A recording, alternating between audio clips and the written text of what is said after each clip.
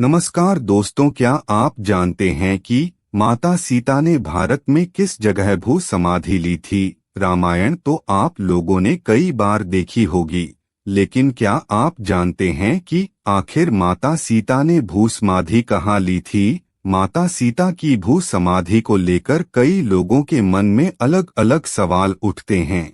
कई मान्यताओं में माना गया है कि माता सीता ने उत्तर प्रदेश में भू समाधि ली थी। उन्होंने संत कबीर नगर जिले में गंगा किनारे एक स्थान पर समाधि ली थी। वहीं कई मान्यताओं में यह भी कहा जाता है कि माता सीता ने उत्तराखंड के फलसवाड़ी गांव में समाधि ली थी। फलसवाड़ी गांव में रहने वाले लोगों का मानना है कि जब भगवान राम ने मां सीता का त्याग कर किया था, तो माता सीता ने यहीं भू समाधि ले ली। यहाँ पहले एक मंदिर था जो धरती में समा गया था। इस गांव में हर साल दिवाली के अवसर पर खास मेला लगता है। मेले के दौरान यहाँ लोगों द्वारा खुदाई की जाती है। यहाँ हाथों से 8 से 10 फीट की खुदाई की जाती है।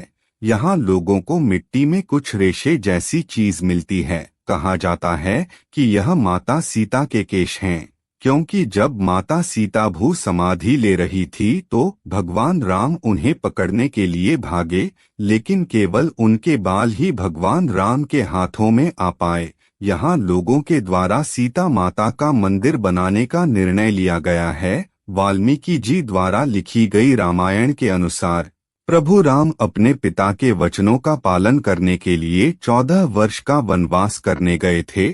उनका साथ देने के लिए माता सीता और लक्ष्मण जी ने भी वनवास जाने का फैसला किया, लेकिन माता सीता को वनवास जाने के लिए मना कर दिया गया।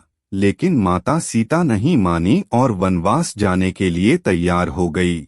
और इधर लक्ष्मण भी वनवास जाने के लिए उतावले होने लगे और कहने लगे कि मुझे भैया और भाभी की सेवा करने उनके साथ वनवास जाना है। फिर श्री राम लक्ष्मण को साथ ले जाने के लिए तैयार हो जाते हैं। इधर लक्ष्मण की पत्नी उर्मिला भी लक्ष्मण के साथ वनवास जाने के लिए तैयार होने लगती है, लेकिन लक्ष्मण जी उन्हें यह कह के मना कर देते हैं कि अयोध्या में माताओं की सेवा करने के लिए उन्हें महल में ही रहना होगा। इस प्रकार उर्मिला पति के वचनों का पालन करती है और जब लक्ष्मण जी अयोध्या के लिए निकलते हैं, तब उर्मिला के आंखों में आंसू तक नहीं आते। ऐसा इसलिए क्योंकि लक्ष्मण जी ने उर्मिला जी से वचन लिया था कि वह अपने आंखों से आंसू नहीं बहाएगी। और इस प्रकार श्री राम, सीता और लक्ष्मण सहित वनवास चले जाते हैं। वनवास काटते समय प्रभु श्री राम ने कई राक्षसों का वध किया और ऋषि मुनियों की रक्षा की, लेकिन इस दौरान माता सीता का रावण द्वारा अपहरण कर लिया गया। प्रभु श्री राम और रावण का भयंकर युद्ध हुआ और इस युद्ध में रावण मारा गया। यह समाचार जब मंदोदरी को मिला, तब मंदोदरी युद्ध स्थल पर पहुंची और रावण का शव देखकर बहुत उदास हो गई और कहने लगी कि स्वामी, मैंने आपको बहुत समझाया था, बहुत बार मना किया था कि सीताजी को वापस कर दीजिए, लेकिन आप मेरी बात नहीं माने। परिणाम आज मेरे सामने आपका शव पड़ा हुआ है। यह विलाप करते हुए मंदोदरी रोने लगी।